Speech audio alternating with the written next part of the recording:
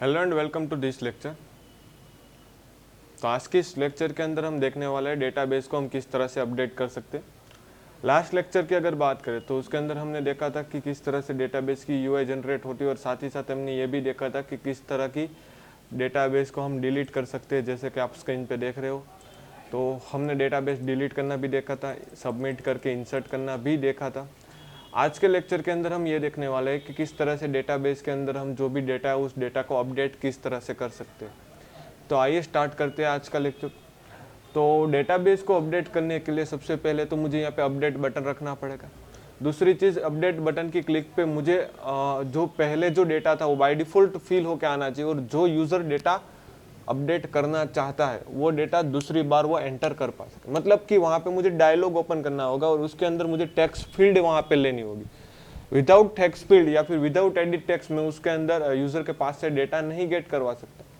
तो ये खास करके एक चीज़ याद में रखनी है कि भाई अभी मुझे अपडेट करना है मेरा डेटा, तो मुझे डायलॉग और डायलॉग के अंदर यूज़र के पास से कोई न्यू डेटा अपडेट करवाना पड़ेगा, लेना पड़ेगा, उसके पास से मुझे फिल करवाना पड़ेगा।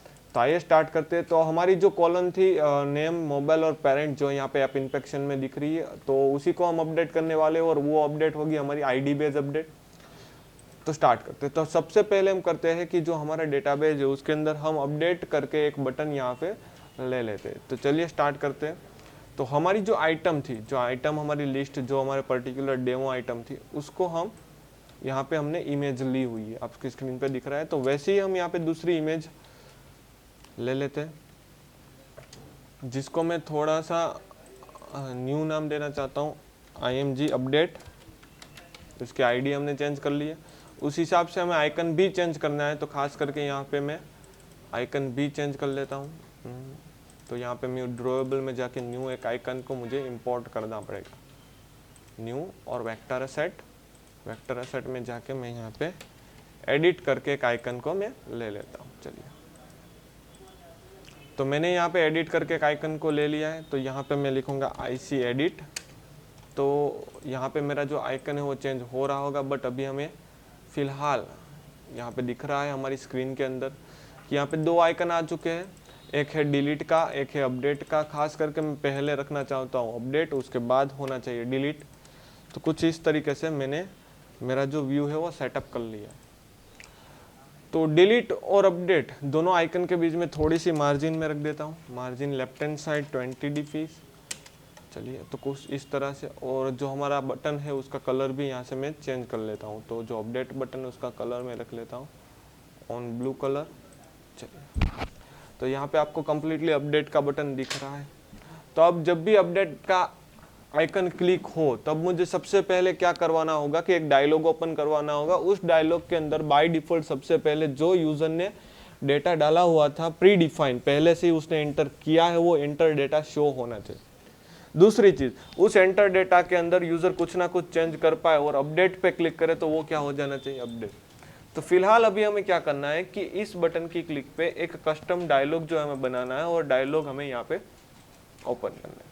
चलिए, तो आज के लेक्चर में हम दो चीज़ देखेंगे कि भाई पहले तो किस तरह से अपडेट की जाए, और दूसरी चीज़ हम कस्टम डायलॉग किस तरह से बना पाए। डायलॉग मतलब हमारा हमें पॉपअप किस तरह से बनाना। तो आइए स्टार्ट करते हैं। तो सबसे पहले इसकी मैं आईडी बाइंड कर देता हूँ। अब एडेप्टर है तो आईडी बाइंड एडेप्टर के अंदर ही रहेगी। चलिए, तो यहाँ पे ले लेता हूँ item view dot find view by ID, और यहाँ पे मैंने आईडी डॉट कर दिया हूँ। अब ये आईडी बाइंड होने के बाद यहाँ पे इसको मैं डिक्लेरेशन भी कर लेता हूँ। तो एज अ इमेज उसको मैं डिक्लेयर कर देता हूँ IMG अपडेट। चलिए, तो यहाँ पे मैंने एक इमेज ले ली है और इमेज की मैंने आईडी बाइंड भी कर दी। अब उस इमेज की क्लिक पे, जैसे कि यहाँ पे डिलीट की क्लिक ऑन बाइंड व्यू में, तो सभी पता ही है कि अभी हमें कोई भी डेटा सेट करवाना हो या फिर कोई भी डेटा डिलीट करवाना या फिर कोई भी चीज़ हमें कुछ ना क्यों ना करवानी, सभी जो चीज़ है अवेलेबल कहाँ पे होगी, ऑन बाइंड व्यू के अंदर। तो ऑन बाइंड व्यू के अंदर मुझे यहाँ पे क्लिक करवानी होगी। तो यहाँ पे क्लिक करवानी है मुझे होल्ड इमेज अपडेट की क्लिक। तो यहाँ पे मैंने ले लिया holder dot image update dot, यहाँ पे क्लिक करवाने के लिए सेट ऑन क्लिक लिस्नर और न्यू क्लिक लिस्नर। तो यहाँ पे मेरी क्लिक सेट हो चुकी है। अब इस क्लिक पे सबसे पहली चीज मुझे क्या करनी है कि मेरा बटन तो आ चुका है, बटन की क्लिक भी हो चुकी है, बट उस क्लिक पे मुझे क्या करना है तो यहाँ पे हमें सबसे पहले तो अपडेट वाला जो है हमें डायलॉग ओपन करना पड़ेगा। खास करके जब तक डायलॉग ओपन नहीं करना पड़ेगा करेंगे तब तक यहाँ पे क्या होगा कि यूजर जो डेटा है वो अपना डेटा अपडेट नहीं कर पाएगा, अपना डेटा जो है वो सेट नहीं कर पाएगा। तो खास करके ये चीज़ ध्यान में रखनी है कि भाई सबसे पहले तो आपको अपना जो डेटा है वो अपडेट करवाना है, तो अपडेट डायलॉग शो करवाना पड़ेगा। तो खास करके यहाँ पे हम एक डायलॉग बना लेते हैं। तो पहली चीज़ डायलॉग आप यहाँ पे बना, उससे अच्छा है कि आप डायलॉग एक नीचे मेथड के अंदर बना लो। यहाँ पे जो मेथड है मैं स्कॉलअप्स कर देता हूँ। यहाँ पे एक न्यू यूडीएफ बना लेता हूँ, वॉइड अपडेट डायलॉग। तो यहाँ पे मैंने क्या कर लिया, एक डायलॉग बना लिया। इस डायलॉग के अंदर हम पूरा का पूरा डायलॉग बनाएंगे, मतलब कि हमारा जो व्यू है वो पूरा का पूरा यहाँ पे सेटअप करेंगे। और इस डायलॉग को ओपन कब होना चाहिए, तो जब ये अपडेट डायलॉग मेथड कॉल हो तब ये डायलॉग क्या होना चाहिए, ओपन होना चाहिए।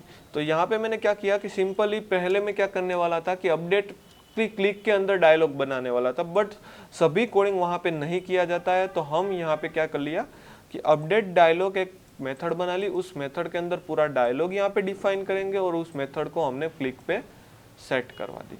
तो जब भी क्लिक होगी मेथड, तब जाके यहाँ पे जो भी कोई कोड होगा जैसे कि डायलॉग का, वो कोड रिज्यूम होगा और खासी खास उसका आउटपुट भी हमें देखने को मिलेगा। तो चलिए अब हमें कस्टम डायलॉग मतलब कस्टम हमारा पॉपअप बनाना है। तो पॉपअप बनाने के लिए क्या कर सकते हैं, तो उसके लिए हमें यहाँ पे क्या करना पड़ेगा, तो उसके लिए हमें यहाँ पे एक मेथड बनानी पड़ेगी। सबसे पहले एक वेरिएबल बनाना पड़ेगा जिसका नाम है डायलॉग का वेरिएबल।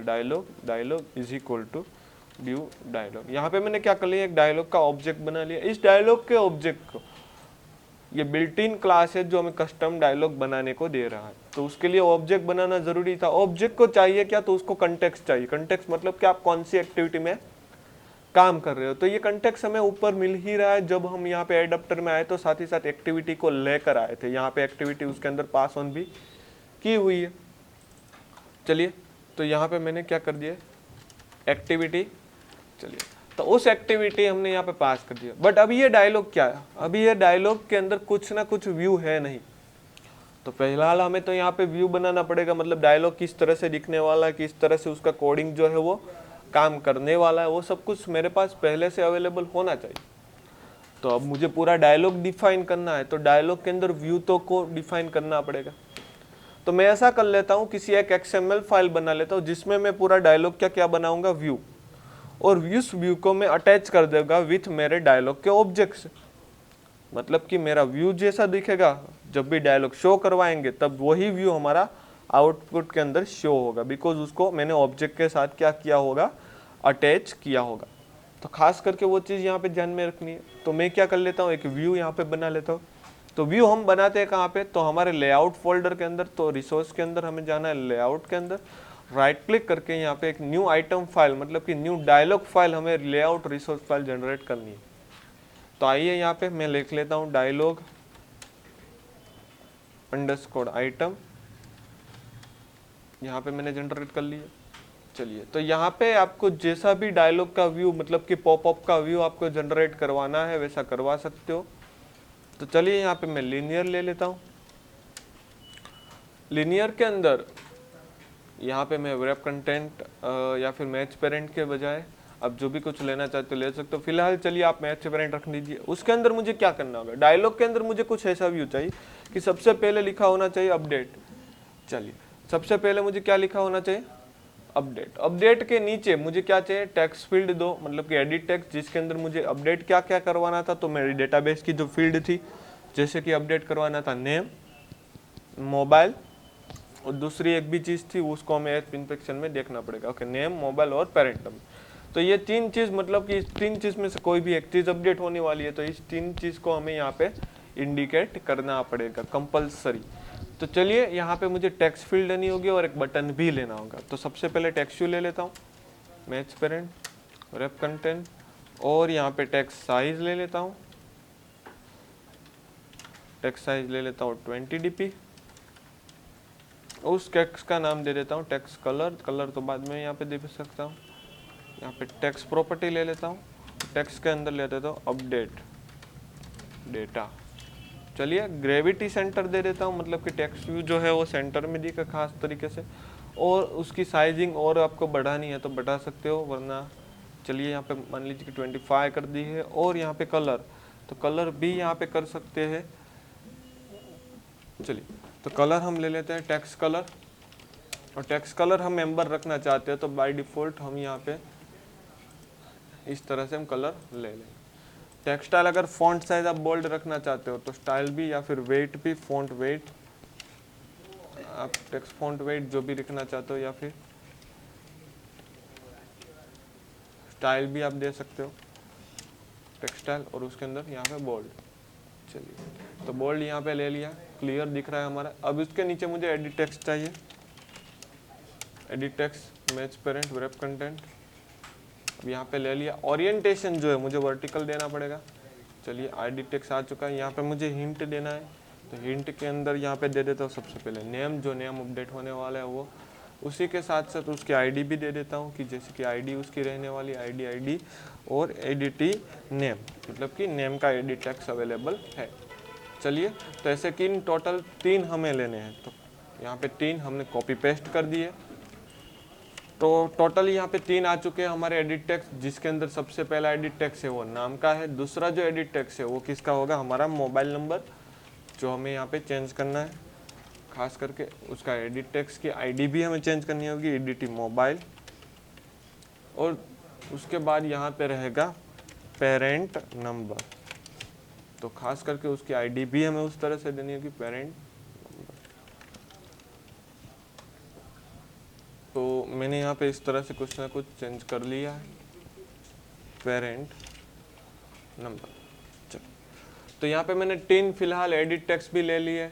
अब नीचे मुझे एक अपडेट का बटन, मतलब कि अगर यूजर को ये डायलॉग दिखेगा, उस डायलॉग के अंदर यूजर जो भी अपडेट करना चाहता है वो चीज़ यहाँ पे एंटर करेगा, और सबमिट, मतलब कि अपडेट बटन के जब भी क्लिक करेगा तब जाके उसका जो डेटा है वो पूरा का पूरा क्या होना चाहिए, अपडेट होना चाहिए। तो उसके लिए यहाँ पे मैं क्या कर लेता हूँ, एक अपडेट करके एक एलिवेटेड सिंपल एक बटन ले लेता हूँ। चलिए तो बटन, एक कॉम्पैक्ट बटन, उसके अंदर मैच, या फिर ओनली फॉर बटन ले लेता हूँ सिंपली, और उसके अंदर मैच पेरेंट और वेब कंटेंट। और यहाँ पे जो कलर है उस कलर भी मैं इसको चेंज करने वाला हूँ, बट उसके पहले मैं यहाँ पे उसका नाम दे देता हूँ अपडेट। चलिए और साथ ही साथ यहाँ पे मैं क्या कर लेता हूँ, उसका कलर दे देता हूँ। तो बैकग्राउंड टिंट हमें यहाँ पे अलोकेशन करना होगा, बैकग्राउंड टिंट, और यहाँ पे मार्जिन में थोड़ी सी टॉप 20 dps अलोकेट कर देता हूँ, और इसका मैं जो बटन है उसका आईडी भी सेटअप कर लेता हूँ, तो btn अपडेट। चलिए यहाँ पे मैंने कुछ दे दिया है। तो इस तरीके से मेरा डायलॉग जो है वो कंप्लीट हो चुका है। इसकी लेआउट ग्रेविटी सेंटर और ओनली ग्रेविटी भी सेंटर में यहाँ पे अलोकेट करता हूँ, ग्रेविटी सेंटर, तो दोनों तरीके से सेंटर कर दिया। और उसकी जो विड्थ है, विड्थ भी आप दे सकते हो, बट मैं फिलहाल अभी विड्थ कुछ नहीं देना चाहता। माइट भी हमें विड्थ यहाँ पे अलोकेट करनी पड़ेगी, बट तब तक देखते हैं फिलहाल किस तरह से। और थोड़ा सा पेडिंग, तो पेडिंग यहाँ पे मैं 10 dp अलोकेशन कर देता हूँ, जिससे कि मेरा व्यू कंप्लीट और बढ़िया दिखे। तो ये मेरा डायलॉग का व्यू जो है बन चुका है। यहाँ पे इस तरह से मैं व्यू बनाना चाहता था, मतलब जब भी अपडेट बटन कॉल होगा तब तरीके से इस तरीके से व्यू बनेगा। और यहाँ पे थोड़ी सी मार्जिन टॉप भी मैं अलोकेशन कर देता हूँ। चलिए तो अब जाके कंप्लीट व्यू कंप्लीट हो चुका है हमारा। अब इस व्यू को मुझे अटैच करना है मेरे डायलॉग के साथ, मतलब मेरे डायलॉग के ऑब्जेक्ट के साथ। जब तक ये व्यू अटैचेबल नहीं होगा तब तक आपको ये डायलॉग शो तो भी हो जाएगा, बट उसके अंदर व्यू आपको कुछ भी नहीं दिखेगा। तो यहाँ पे मैं क्या करता हूँ, डायलॉग डॉट करके आपको एक मेथड मिल जाती है, उसके नाम है सेट कंटेंट व्यू।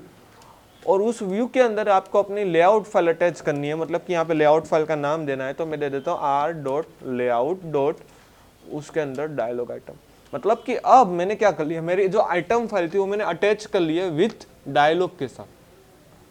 तो यहाँ पे डायलॉग बनाने का इजी तरीका है, पहले आप डायलॉग का ऑब्जेक्ट बनाइए, उसके बाद आइटम फाइल अटैच करिए। अब डायलॉग बन चुका है, बट अब ये डायलॉग शो नहीं होने वाला है, बिकॉज आपको शो करना है तो उसके अंदर शो लिखना पड़ेगा। तो यहाँ पे मुझे लिखना पड़ेगा डायलॉग.शो, तब जाके डायलॉग क्या होगा, शो, मतलब बटन क्लिक होगी, डायलॉग जनरेट होगा, डायलॉग की XML अटैचेस होगी, और उसी के साथ साथ डायलॉग क्या होगा, शो होगा। देखते हैं अभी डायलॉग शो हो रहा है कि नहीं हो रहा है। ओनली फॉर अभी हमने डायलॉग शो ही करवाए। तो यहाँ पे आउटपुट के अंदर देख लेते हैं। तो जब भी अपडेट बटन क्लिक करूंगा मुझे डायलॉग शो होना चाहिए, और उसकी विड्थ हमें खास तरीके से वही हमें डिफाइन करनी है। तो यहाँ पे डायलॉग तो शो हो गया कंपलसरी, बट यहाँ पे आपका जो व्यू है खास तरीके से, उस व्यू के अंदर मैंने बोला था कि आपको विड्थ थोड़ी सी फिक्स अप करनी पड़ेगी। जब तक व्यू फिक्स नहीं होती तब तक आपका डायलॉग जो है इसी तरीके से शो होगा। डायलॉग आ तो कंपलसरी रहा है, देख रहे हो आप, किसी भी बटन की क्लिक करो, किसी भी अपडेट बटन की, तो खास करके वो यहाँ पे आ रहा है। चलिए इसकी विड्थ थोड़ी सी हम क्या कर देते, पहले से ही थोड़ी फिक्स आउट कर लेते। तो खास तरीके से हमें ये करना है क्लियर। तो देखते हैं डायलॉग के अंदर में यहाँ पे विड्थ यहाँ पे दे देता हूँ 200 या फिर 400 dp। चलिए कुछ इस तरीके से मैंने किया है, रन करवा के देखते हैं 400 dp जो मैंने यहाँ पे पिक्सल एलोकेशन किया है तो किस तरह से होता है। ओके, तो यहाँ पे हो तो रहा है, बट यहाँ पे जो आपका व्यू है ना वो थोड़ा सा कट होके आपको मिल रहा है, मतलब कि आपका व्यू जो है थोड़ा सा बाहरी तरीके से कट होने का चांसेस ज़्यादा हो चुका, बिकॉज एक एलोकेशन है, बिकॉज आपने जो विड्थ है वो ज़्यादातर डाली हुई होगी, तो अपने मोबाइल की विड्थ के हिसाब से उसकी जो 400 है तो वो थोड़ी स्क्रीन बड़ी हो जाएगी। तो खास करके इसको मैं यहाँ पे 350 एलोकेशन करता हूँ, तो किस तरह से होता है वो हमें यहाँ पे देखना पड़ेगा, बिकॉज हर एक मोबाइल डिवाइस के अराउंड आपकी जो डायलॉग साइजेस है वो कम होने वाली है। तो जब जाके अब कंप्लीट आउटपुट मिल रहा है, तो यहाँ पे मैंने 350 एलोकेशन कर दिया है, तो यहाँ पे कंप्लीट अब जाके मेरा डायलॉग ओपन हो रहा है। तो चलिए यहाँ पे डायलॉग बटन क्लिक करते ही डायलॉग तो ओपन हो रहा है, बट एक्चुअल में क्या होना चाहिए कि यूजर यहाँ पे जो डेटा अपडेट डालेगा वो डेटा अपडेट बटन की क्लिक करने पर यहाँ पे अपडेट होना चाहिए मेरी स्क्रीन पे। खास करके याद रखें, जिस पे क्लिक किया उसी स्लाइड का, उसी आइटम का डेटा अपडेट, अगर दूसरी आइटम का डेटा अपडेट किया होगा तो ऐसा तो नहीं चलेगा। तो जो अपडेट करने वाले हैं वो पर्टिकुलर आईडी के वाइज अपडेट करेंगे, जिससे कि पर्टिकुलर आइटम में ही क्या होगा, अपडेट होगा। तो चलिए देखते हैं। तो अपडेट करने के लिए यूजर को सभी डेटा डालना पड़ेगा। अब कई बार क्या होता है कि सिचुएशन ऐसी है कि यूजर को only for mobile number he change करना, तो अगर user only for mobile number डाल के अपडेट पे प्रेस करेगा तो उसका नेम भी नल आ जाएगा, पेरेंट भी नल आ जाएंगे, ऑलरेडी पे डेटा पड़ा हुआ है तो भी। तो अपडेट के अंदर सिचुएशन ऐसी है कि जब भी आप अपडेट करना चाहोगे तो सभी डेटा आपको अपडेट करना है, भले ही आप चेंजेस एक में कर रहे हो, बाकी का डेटा पुराना तो पुराना फिर से आपको एलोकेशन करना पड़ेगा, फिर से आपको इंसर्ट करवाना पड़ेगा। तो फिलहाल यहाँ पे कैसा हो रहा है कि अगर यूजर को सभी डेटा डालना है, अगर एक मोबाइल नंबर अपडेट करना है तो बाकी की चीज भी उसको एंटर करनी पड़ेगी, मतलब यहाँ पे राम लिखना पड़ेगा। अब मोबाइल नंबर पुराना जो वो यहाँ पे लिखना ही पड़ेगा, अगर नहीं लिखेगा तो उसके बजाय क्या आ जाएगा, नल। तो क्यों ना हम कुछ ऐसा करें कि जब भी बटन क्लिक करें, डायलॉग ओपन हो, तो यहाँ पे जो बाय डिफॉल्ट नाम है वो यहाँ पे पहले से ही इंप्लीमेंट करके आ जाए, मतलब कि यहाँ पे पहले से ही वो शो हो जाए। तो चलिए आए देखते हैं। तो एडिट टेक्स्ट के अंदर मुझे प्री फिल करना है। प्री फिल मतलब पहले से ही जब बटन क्लिक करो डायलॉग शो हो तो प्री फिल होके आना चाहिए, मतलब कि राम और उसका नंबर वो सब कुछ यहाँ पे पहले से ही लिख कर ही आना चाहिए। तो स्टार्ट करते हैं, चलिए देखते हैं। तो अब क्या करते हैं, तो यहाँ पे हम प्रीफिल करवाने वाले हैं। प्रीफिल मतलब कि हमें एडिट टेक्स्ट को, एडिट टेक्स्ट के अंदर डेटा सेट करवाना है तो पहले एडिट टेक्स्ट की आईडी बाइंड तो करनी पड़ेगी। अब एडिट टेक्स्ट लिए किसके अंदर है, तो डायलॉग आइटम के अंदर। तो उसकी तो खास करके याद रखें कि जब भी आप डायलॉग के अंदर काम कर रहे हो तो उसके अंदर जितने भी एडिट टेक्स्ट है उसकी आईडी बाइंडिंग डायलॉग के अंदर ही करो, कहीं दूसरी जगह पे नहीं करनी। हम भले ही एडेप्टर में तो उसकी आईडी बाइंड हमें व्यू होल्डर में नहीं करनी, बिकॉज हमने एडेप्टर की आईडी बाइंड नहीं की है, हमने हमारे डायलॉग की जो XML है उसकी आईडी बाइंड। तो खास करके वो चीज यहाँ पे डिफाइन करें। ओके चलिए, तो यहाँ पे मैं कर लेता हूँ एडिट टेक्स्ट नेम, उसके आईडी बाइंडिंग। तो यहाँ पे ले लेता हूँ वो एडिट टेक्स्ट है, तो edit text is equal to find view by ID. Direct नहीं करना है आपको, यहाँ पे करना है डायलॉग, मतलब आपकी जो व्यू है वो कहाँ से आ रही है, डायलॉग में से। खास करके वो चीज़ याद में रखनी, कई लोग क्या करते हैं dialog find view by ID लिख देते तो क्रैश हो जाती है। उसको बताना पड़ेगा कि आपका व्यू है वो किस में अटैच है, डायलॉग में। डायलॉग डॉट क्या करे, फाइंड व्यू बाय आईडी, जिससे कि वो पता चलेगा मैं कहाँ से आई हूँ, डायलॉग में अटैच हुई फाइल में से आई हूँ। चलिए, तो वो खास करके एक चीज़ याद रखें, यहाँ पे ईडीटी, उसके बाद मोबाइल, और यहाँ पे ईडीटी, उसके बाद यहाँ पे पेरेंट नंबर देना है। चलिए खास करके वो चीज़ एक खास ध्यान में रखनी। ओके, तो यहाँ पे मैंने जो है आईडी बाइंड कर दिया है कम्प्लीटली। अब यहाँ पे एक चीज़ ये एरर आ रही है कि ये आईडी बाइंड मैंने कई जगह पे यूज़ की हुई है, एडिट टेक्स्ट नेम भी कई जगह पे यूज़ करी, एडिट टेक्स्ट पेरेंट नेम एक ही जगह पे यूज़। तो यहाँ पे मुझे आईडी का नाम जो थोड़ा है चेंज करना पड़ेगा, अगर चेंज नहीं करूँगा तो क्रैशेस होने के चांसेस है।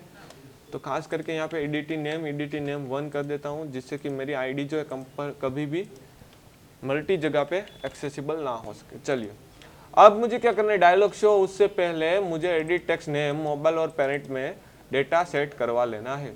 अभी ये डेटा अवेलेबल कहाँ पे है, तो डेटा अवेलेबल है यहाँ पे लिस्ट के अंदर। उस लिस्ट के अंदर का डेटा मुझे अपडेट में ले जाना है, तो मैं पैरामीटर के थ्रू गेट करवा लेता हूँ। चलिए, मैं बोलता हूँ तुझे स्ट्रिंग नेम चाहिए, स्ट्रिंग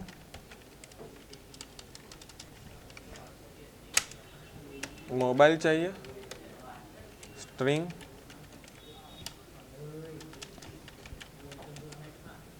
उसके बाद क्या चाहिए मुझे,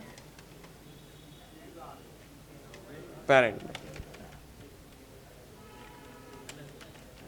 तो खास करके ये 3 चीज चाहिए, 3 चीज मुझे सेट करवानी है। तो सेट करवाने का तो इजी तरीका edit text dot set text, और सेट टेक्स्ट के अंदर आप यहाँ पे करवा सकते हो कि नेम सेट करवाना है, तो आप नेम लिख लीजिए। नेम जो है पैरामीटर के थ्रू मिल ही रहा है आपको। वैसे ही आप दूसरी कोई भी चीज़ सेट करवाना चाहते हो, जैसे कि एडिट टेक्स्ट यहाँ पे मोबाइल, और यहाँ पे एडिट टेक्स्ट, और यहाँ पे मैंने कर लिया है पेरेंट नंबर। चलिए, तो यहाँ पे मुझे क्या करना है, मोबाइल, और यहाँ पे मुझे क्या करना है, पेरेंट नंबर। तो यह सब कुछ हो चुका है, खास तरह से वो याद रखना है, editing name, editing mobile, editing parent number. तो यहाँ तक क्लियर है हमारा। चलिए, बट अब क्या होगा कि जब डायलॉग कॉल करवा रहे हैं तो यहाँ पे पैरामीटर भी पास करने पड़ेंगे। चलिए, तो डेटा आएगा कहाँ से, तो हमें पता है डेटा लिस्ट में से आ रहा है, जो हमें यहाँ पे शो भी करवाए। तो लिस्ट में से सबसे पहले मुझे निकालना है नाम। तो लिस्ट में गेट, मतलब कि जो पोजीशन पे क्लिक है उसका गेट क्या करो, गेट नेम। वैसे ही लिस्ट में से दूसरी चीज निकालनी है मोबाइल, तो लिस्ट डॉट गेट, गेट के अंदर आप डालो पोजीशन, और पोजीशन को डॉट करते आपको मिलेंगे गेट मोबाइल।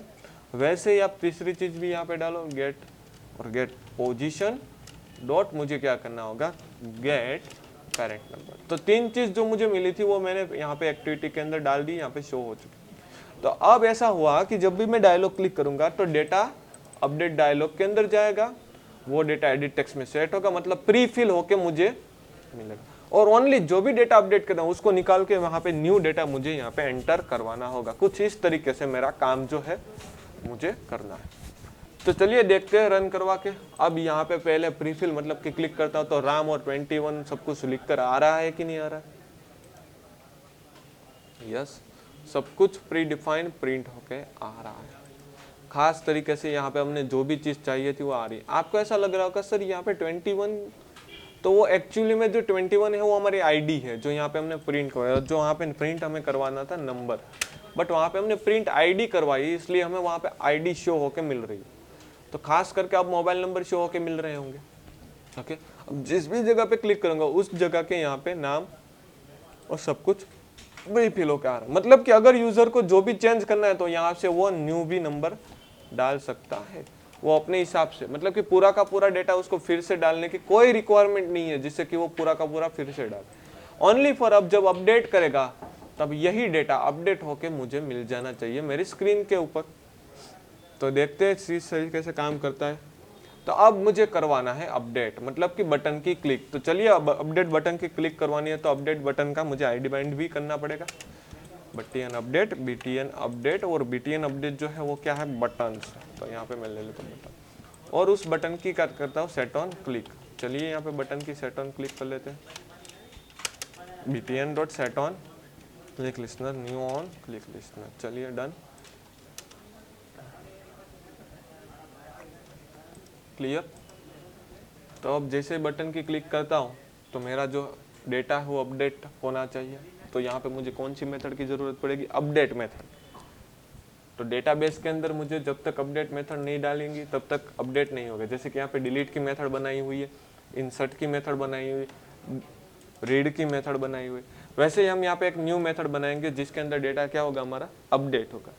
तो चलिए डेटाबेस के अंदर यहाँ पे एक मेथड बना लेंगे, वॉइड अपडेट डेटा। चल, तो अपडेट डेटा के अंदर हमें क्या करना है, डेटा को अपडेट करना है। तो सबसे पहले डेटाबेस को राइटेबल बनाना पड़ेगा। जब तक डेटाबेस राइटेबल नहीं बनेगा तो डीबी करके जो हमारा वेरिएबल है, जिसका नाम हमने डीबी ही माइट भी रखा है, यस, तो डीबी करके जो वेरिएबल है उसके अंदर हमें यहाँ पे गेट राइटेबल डेटाबेस करना होगा। जब तक गेट राइटेबल डेटाबेस नहीं होगा तब आप राइट तो कर नहीं सकते। चलिए डेटाबेस को गेट राइटेबल बना देने के बाद तो डीबी के अंदर मुझे अपडेट करना है, तो यहाँ पे प्री डिफाइन एक मेथड मिलती है जिसका नाम क्या है, अपडेट। सबसे पहले आपको यहाँ पे टेबल का नाम डालना है, उसके बाद यहाँ पे आपको वैल्यू डालनी है, मतलब कंटेंट वैल्यू। उसके बाद आपको कहाँ पे अपडेट करवाना है, किस चीज पे, वो यहाँ पे डालना है, और कौन सा डेटा अपडेट करवाना है वो यहाँ पे आपको एंटर करना है। तो टोटल मुझे यहाँ पे 4 पैरामीटर टोटली एंटर करने हैं। तो सबसे पहले टेबल का नाम, तो नाम तो मुझे यहाँ से मिल रहा है एसटीडी, तो यहाँ पे एसटीडी टेबल के अंदर डेटा इंसर्ट करना है। कौन सा डेटा, तो आपको डेटा डायरेक्ट नहीं देना है, आपको डेटा देना होगा कंटेंट वैल्यू के अंदर, जैसे कि इंसर्ट में किया। बट डेटा हमें पैरामीटर के थ्रू जब मिलेगा तब जाके हम कंटेंट के अंदर, तो यहाँ पे मुझे पैरामीटर के through string ID, string name, string mobile और स्ट्रिंग यहाँ पे करवाना होगा नंबर, कौन सा, पेरेंट नंबर। चलिए यहाँ पे स्ट्रिंग का वैल्यू। तो इतनी सारी जब भी अपडेट डेटा कॉल होगी तब इतनी चीज यूजर के पास से हम गेट करेंगे। चलिए ये चीज गेट होने के बाद उसको कंटेंट वैल्यू का ऑब्जेक्ट में हमें डालनी होगी, content value is equal to content new content value. और ऑब्जेक्ट में डालने के लिए कंटेंट वैल्यू डॉट पुट के अंदर पहले क्या एंटर करो, की, उसके बाद क्या एंटर करोगे आप, वैल्यू। ओके, तो की के अंदर क्या नाम होगा, तो सबसे पहले तो हमें आईडी तो अपडेट करवानी नहीं है, अपडेट क्या करवाना है, नेम। तो नेम की ही हमें की डालनी पड़ेगी, मतलब कि यहाँ पे जो नेम की लिखी हुई है उसको ही हमें इंसर्ट करना पड़ेगा। तो चलिए यहाँ पे हम क्या लिखते हैं, नेम। तो नेम के अंदर हमें यहाँ पे डालना है नेम जो भी हमारा है वो। वैसे ही हमें यहाँ पे 3 और चीज एंटर करवानी, जैसे कि दूसरी है मोबाइल। बट एक खास करके याद रखो कि ये की अवेलेबल होनी चाहिए आपके डेटाबेस के अंदर, कैपिटल स्मॉल कुछ भी चेंजेस नहीं होना चाहिए। ऐसे है तो कॉपी पेस्ट कर लिया आप अपने कैरी में से, और यहाँ पे मैं कर देता हूँ मोबाइल। वैसे ही यहाँ पे मैं तीसरी चीज, पेरेंट नंबर। अगर पेरेंट नंबर पता नहीं है खास करके उसको, मैंने बोला वैसे कि की कॉपी पेस्ट कर लो अपनी क्वेरी में से। अगर कोई की में गलती रह गई तो डेटा जो आपका है वो कंप्लीटली इंसर्ट नहीं होगा। चलिए, तो अब जाके मुझे यहाँ पे कंटेंट वैल्यू को मुझे पास करना पड़ेगा। चलिए मेरा कंटेंट वैल्यू पास हो चुका है। अब मुझे वो डेटा, मतलब कि एसटीडी टेबल में ये डेटा, बट कहाँ पे अपडेट करवाना है, तो मुझे पता है जो क्लिक करो उसकी आईडी बेज मुझे, तो यहाँ पे लिखना होगा ID is equal to question mark, मतलब कि जो यूजर डाल रहा है उस आईडी के अंदर मुझे क्या करना है, यहाँ पे अपडेट करना है। तो एक चीज है कि यहाँ पे क्वेश्चन मार्क के बजाय आप डायरेक्ट भी लिख सकते हो, जैसे कि हमने लिखा था लास्ट टाइम। तो यहाँ पे कौन सी आईडी, तो यहाँ पे प्लस करके जो मुझे आईडी मिल रही है उस आईडी के अंदर मुझे मेरा डेटा इंसर्ट करवाना है। तो आईडी इज इक्वल टू, मान लीजिए कि अगर यहाँ पे 1 लिखा होता तो 1 नंबर के आईडी के अंदर जो मैंने डेटा डाला है वो सभी डेटा क्या हो जाता, अपडेट यहाँ पे मिल जाता। चलिए, तो वेयर आरजीएस में आपको अब क्या लिखना होगा, नल, बिकॉज हमने पहले से ही पास तो कर दिया। तो अब जाके ये मेरा कंप्लीट हुआ अपडेट। अब इस मेथड को कॉल कहाँ पे करवाएंगे, तो भाई इस मेथड को कॉल करवाने के लिए हमें जो डेटाबेस हमारी है एडेप्टर, उस एडेप्टर के अंदर जो डायलॉग बनाए उस डायलॉग के अंदर जब अपडेट मेथड की क्लिक करेंगे, मतलब कि यहाँ पे जब हम अपडेट मेथड की क्लिक, उस अपडेट मेथड पे हम ये मेथड कॉल करवाएंगे। और उसमें से हमें क्या क्या डालना पड़ेगा, आईडी, नेम, मोबाइल और नंबर, जो यहाँ पे हम 3 चीज मिल रही है, और आईडी तो हमें डिफॉल्ट मिल ही रही होगी। तो ये चीज हम अपडेट बटन की क्लिक पे कॉल करवाएंगे। तो चलिए करवाते हैं। तो अपडेट बटन बनाया कहाँ पे है, तो डायलॉग के अंदर। डायलॉग कहाँ पे बनाए, तो माई एडेप्टर के अंदर। तो चलिए माई एडेप्टर में जाते हैं, अपडेट बटन की क्लिक पे मुझे सबसे पहले डीबी का ऑब्जेक्ट बनाना पड़ेगा। तो चलिए DB helper, DB is equal to new DB helper, और उसके अंदर पास करना पड़ेगा दिस। चलिए, बट दिस यहाँ पे नहीं चलेगा, तो यहाँ पे पूरी की पूरी एक्टिविटी लिखनी पड़ेगी। अब डीबी डॉट यहाँ पे मुझे क्या करना पड़ेगा, तो मुझे करना पड़ेगा अपडेट और अपडेट डेटा के अंदर मुझे यहाँ पे ID name mobile string pass करनी है। सबसे पहले आईडी मुझे मिलेगी कहाँ से? तो याद रखिए यहाँ पे आपने आईडी गेट नहीं करवा रही है, बट गेट आपको आईडी अपनी बटन की क्लिक पे तो मिल ही रही है। तो अब मैं थोड़े से पैरामीटर बढ़ा देता हूँ, यहाँ पे जो स्ट्रिंग मिल रही है वहाँ पे स्ट्रिंग आईडी भी गेट करवा लेता हूँ, जिससे कि मुझे मेरी आईडी भी मिल जाए। तो यहाँ पे अब एरर आएगी, तो चलिए आईडी कहाँ से मिलेगी? तो आईडी लिस्ट में से मिलेगी, लिस्ट डॉट गेट, गेट में अंदर पोजीशन, पोजीशन डॉट करो तो आपको यहाँ मिलती है गेट आईडी, मतलब डेटाबेस आपको रीड करके प्रोवाइड तो करेगा ही। उसके बाद यहाँ पे मुझे पास करनी आईडी। अब जो डेटा अपडेट हुआ है, अपडेट हुआ डेटा मतलब कि एडिट टेक्स्ट में से मिलेगा, तो edit text name dot gate text dot to string हमें यहाँ पे लिखना पड़ेगा, मतलब जो डेटा मिल रहा है उसमें से हमें string data gate text dot to string. उसके बाद edt mobile dot gate text dot to string. उसके बाद edt parent number dot gate text dot to string. Clear? चलो अब जाके इतना आउटपुट मुझे मिलेगा। तो खास करके बटन की क्लिक पे मुझे टोटल इतना डेटा इंसर्ट करवाना पड़ेगा। चलिए इंसर्ट करने के बाद डायलॉग क्या हो जाना चाहिए? क्लोज। तो डायलॉग को क्लोज करने के लिए डायलॉग डॉट यहाँ पे मुझे लिखना पड़ेगा डिसमिस। तो देखते हैं चलिए डेटा अपडेट हो रहा है कि नहीं हो रहा है और किस तरह से डेटा यहाँ पे अपडेट मुझे मिल रहा है। तो खास करके इसको रन करवा रहा हूँ, मेरा ट्रेडिंग तो हो चुका है कंप्लीट, डेटा इंसर्ट होने वाला है, अपडेट होने वाला है। चलिए क्लिक करता हूँ, यहाँ से मैं निकाल देता हूँ और रैम के अंदर 1 2 3 4 5 6 7 8 9 इस तरह से मैंने अपडेट किया। चलिए अपडेट हो जाने के बाद मुझे स्क्रीन पे दिखना चाहिए। ओके अपडेट तो हो चुका है बट यहाँ पे दिख नहीं रहा है। तो एक चीज ये है कि यहाँ पे हमने इसको रिफ्रेश नहीं करवाया इसलिए नहीं दिख रहा होगा। तो ये डेटा मुझे अपडेट हुआ है कि नहीं कैसे पता चलेगा? तो ऐप इंस्पेक्शन में तो आपको पता चलेगा ही। देख लेते हैं ऐप इंस्पेक्शन के अंदर, अगर ये वाली आईडी के अंदर डेटा अपडेट हुआ है तो मेरा डेटा कंप्लीट है, अगर अपडेट नहीं है तो मेरी एरर है। चलिए तो यहाँ पे आप देख सकते हो 21 और जो मोबाइल नंबर है वो चेंज हो चुका है। चलिए इसको लाइव अपडेट करते हैं और यहाँ पे मैं दूसरा जो डेटा है अपडेट कर रहा हूँ उसके अंदर ही। तो चलिए उसके अंदर ही यहाँ पे दूसरा डेटा जो मैं अपडेट करने वाला हूँ, तो यहाँ पे उसको निकाल देता हूँ सभी डेटा और यहाँ पे वो डेटा में कोई दूसरा इम्प्लीमेंट कर लेता हूँ और यहाँ पे अपडेट मेथड की मैं क्या कर लेता हूँ क्लिक। तो आप देख रहे हो यहाँ पे मेरी स्क्रीन पे जो डेटा है वो कम्प्लीटली अपडेट यहाँ पे हो रहा है। ओके तो खास करके वो चीज़ याद रखें। Okay complete. तो यहाँ पे हमारा डेटा हो चुका है, डिलीट भी हो रहा है, अपडेट हो रहा है। बट एक चीज़ यहाँ पे दिक्कत ये है कि अब जो डेटा अपडेट हो रहा है वो डेटा यहाँ पे लाइव अपडेट होना चाहिए, मेरी स्क्रीन भी अपडेट होनी चाहिए।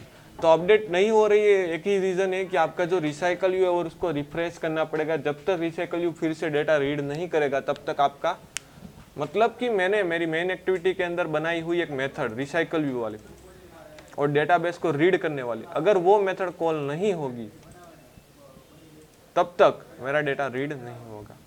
मतलब कि ये जो सेटअप आईडी वाली जो मेथड लिखी है, तो यहाँ पे मुझे दो चीज़ करनी है, बटन क्लिक करूँ अपडेट की, सेटअप आरवी तो होना ही चाहिए रिफ्रेश, पर उससे पहले क्या रिफ्रेश होना चाहिए आपका रीड डेटा।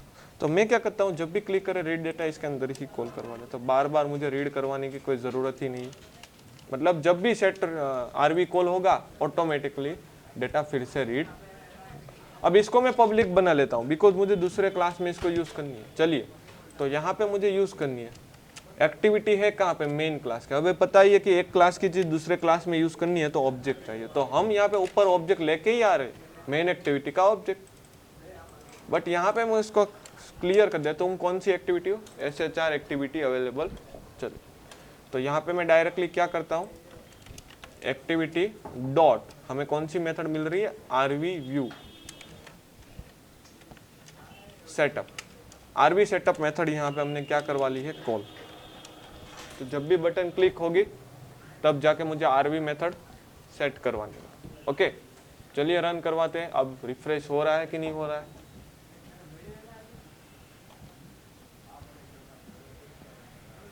ओके तो देखते हैं। यहाँ पे मैं राम निकाल के अक्षित कर लेता हूँ। अब जाके मैं क्लिक करूंगा तो यहाँ पे अपडेट हो चुका है, लाइव अपडेट आप देख सकते हो अपनी स्क्रीन के अंदर। तो ये चुका है हमारा डेटाबेस कंप्लीटली अपडेट। तो ये हो गई हमारी अपडेट मेथड। तो अपडेट किस तरह से करते हैं, डेटाबेस किस तरह से बनाते हैं, खास करके वो यहाँ पे हमने देखा है। तो आज के लेक्चर में बस इतना ही। डेटाबेस के अंदर हमारा CRUD ऑपरेशन कंप्लीट होगा, मतलब किस तरह से रीड किया जाता है, किस तरह से इंसर्ट किया जाता है, किस तरह से उसको कंप्लीट रीड करो, डिलीट किस तरह से करो, और अपडेट किस तरह से करो। जैसे कि यहाँ पे मैं फिर से एक बार अपडेट कर देता हूँ दूसरी कोई चीज़, और यहाँ पे टेम्पररी कोई भी डेटा XYZ में एंटर कर रहा हूँ तो यहाँ पे आपको अपडेट मिल रहा है, और बाकी का डिलीट कर रहे हो तो डिलीट हो रहा है। तो ये हो गया हमारा CRUD ऑपरेशन कंप्लीट डेटाबेस के अंदर। तो आज के लेक्चर में बस इतना।